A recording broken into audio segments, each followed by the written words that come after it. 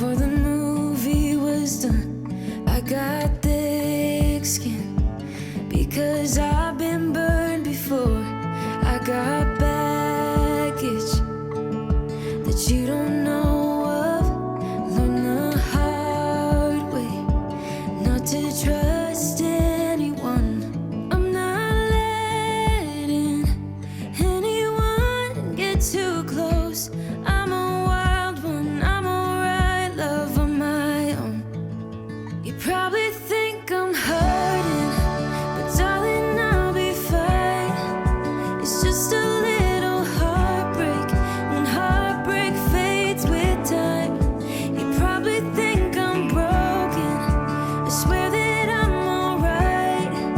It's just a little heartbreak, and heartbreak fades with time. You probably think I'm hurting, right? But cowgirls don't cry.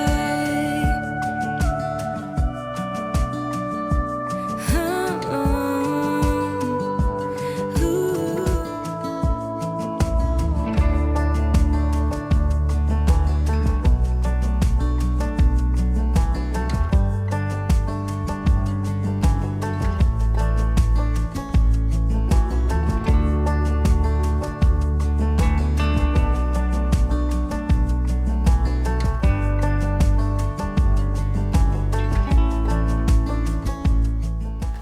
Hello and welcome to another episode from the Root of the Tree. My name is Sarah.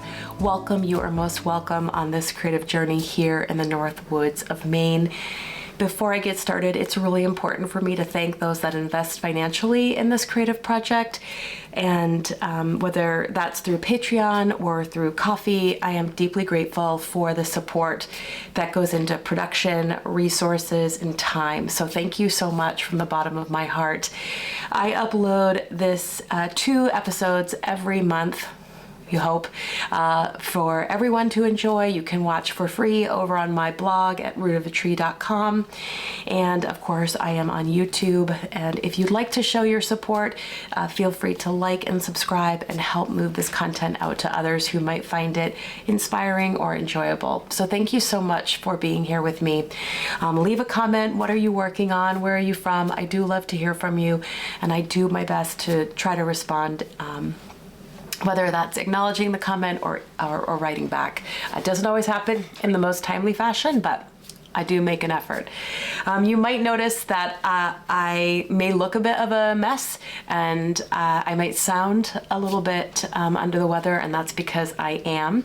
So this episode's going to be a little bit different. I had higher hopes of doing a few other segments about what I've been up to or endeavors that I have for this kind of quiet Sunday here before December descends upon us tomorrow. But I will be back relatively soon, just the way the weeks have worked out, and sharing with you what I've been up to. I do think I'm gonna go low energy today though, just to try to conserve some of what I do have to get outside with the dog, which is one of my favorite things to do. It is going to snow, and you may hear the ambient sounds of my husband preparing for that with the tractor. And I also have the wood stove going and Ruby's around. So these are all the things that are happening here in the North Woods. I'm doing my best to just allow myself a little bit of rest. What does that look like for today? Well, I had higher hopes of doing a bunch of stuff in the studio for prep and video and all those, but I think I might just end up watching Lord of the Rings with some popcorn, and yeah, and I'll talk a little bit about where I'm at with my fiber and knitting after I talk about what I got up to earlier with some lake pigment and watercolor making. So as you saw at the beginning of the episode, I made a lake pigment from red cabbage, and I'm using the book that I featured in my last episode by, I think it's Joanna Day or Joanna Green. I'll put it below to reference it. And I really wanted to try out the red cabbage because it's a great way to capture blue. I don't have any indigo extract, but that's another great way. So I thought I'd give the red cabbage experiment a try, and I was really quite pleased with the results. She does say it can be a bit tricky, and I did achieve blue. And in some other experimentation that I did with my mom, I was able to get a purple by adding an acid, and I did attempt to add a base to see if I could get a magenta. But I don't know if my baking soda was just old or I need to find a different additive that might work better with the pigment and the binder. So that kind of is out there, and I'd like to give that a try. I'm playing around with some of those acid and base modifiers.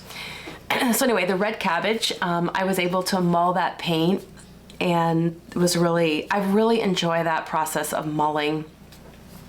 The paint is so beautiful and creamy, and the movement, and just watching all of the colors swirl, and watching there's like a real sensorial experience with, you know, not just the mulling, but there's the visual. And yeah, so I've really enjoyed that piece of the process. I like the lake pigment because it's a surprise, and you don't know what you're going to get and how is it going to work out. It's a little bit more laborious. The mulling is just you and the pigment. The binder that I've been using is honey and clove and glycerin and gum arabic, and the clove oil, the smell of that, and just the texture of that binder and how it all comes together has just been really pleasing and delightful. So I really got into my mulling earlier this week. I did a lake pigment of the St. John's wort, and got a beautiful, brilliant kind of green from that.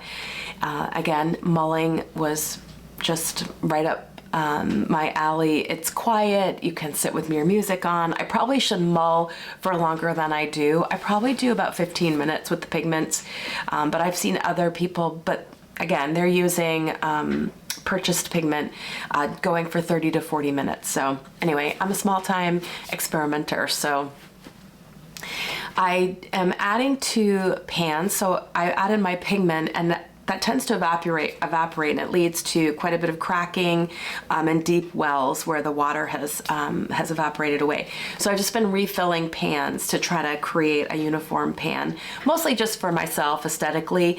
I would like to give some of these away as gifts over the holiday, and I'd like it to look pleasing to the eye and slightly more professional. So I've been adding to existing pans. If you are a patron, I uploaded my experimentation with oak leaves, and so I've been adding to that. And overall, just enjoying the simplicity of the pigment and the binder and the glass. Like, I like that that all comes together with relative ease.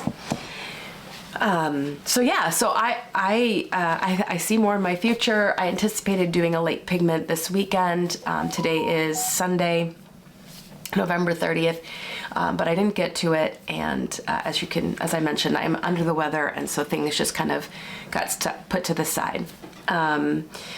So yeah, that is the watercolor. Stay tuned. I think I say that quite a bit. There'll be more. I'm looking forward to that. I'd love to just do like a winter weeds collection and see what I can extract for like a winter palette, a spring palette, and a summer palette, and do some comparisons around for place-based pigment paint. So yeah, that's forthcoming.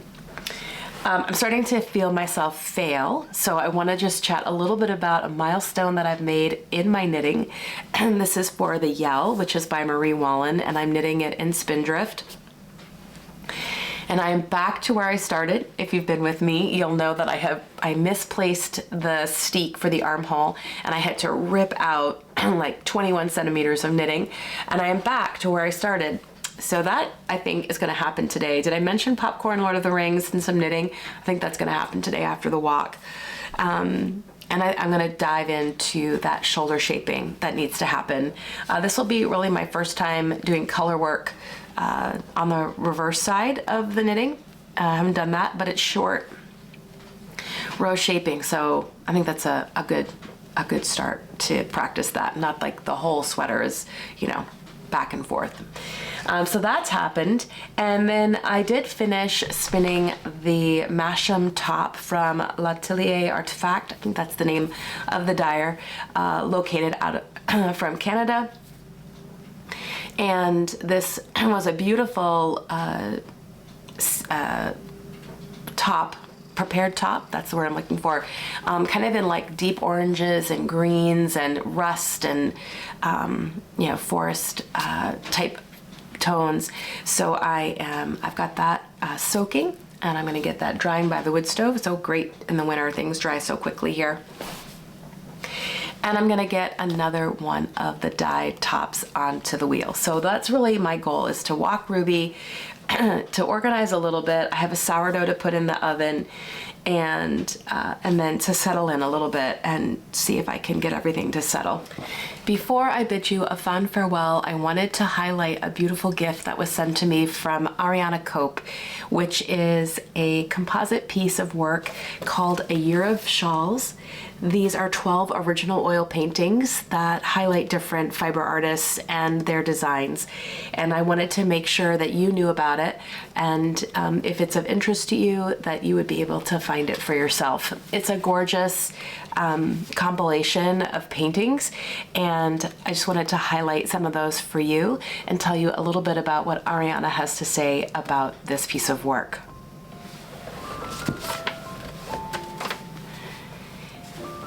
In her note to me, she says, "The collection features makers who have personally inspired me. It's also an expression of my deep love for the fiber arts community and the comfort and connection it wraps around us all. There are 12 original oil paintings and 24 sketches included in the calendar. Everyone who orders it will receive a free knitting pattern as well, the Rowan Lace Wrap by Fox and Folk of Minnesota, who I featured in the painting for July.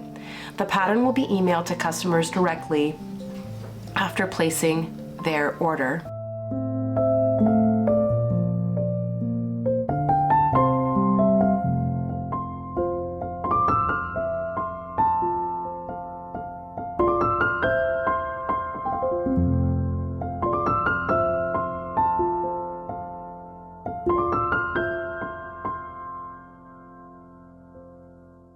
Not only did Ariana share one with me, but she shared a copy for me to give away, and I will be doing that over on my Patreon site. And I'm just really grateful to receive a piece of beautiful work and get to treasure it for a whole year. I hope I can find a way to take it with me. I'm wondering if I can actually just use it as my personal planner, so they don't have to leave it behind when I commute home from work. If you're interested in getting your own copy, you can find information and links at Woolen Bluebird on Instagram, and you can also go to woolenbluebird.etsy.com and purchase these and other prints and items directly from Ariana. So thank you so much, Ariana, for sharing your beautiful work with all of us, and I look forward to, as I said, using this throughout the year. I think that my upper respiratory system is encouraging me to bid you a fond farewell. So thank you so much for tolerating this particular position that I'm in, and this rather perhaps shortened episode. But I look forward to seeing you very soon. I think I mentioned really upcoming the first weekend here in December. Many fond wishes, many blessings. I'll see you soon. Take care.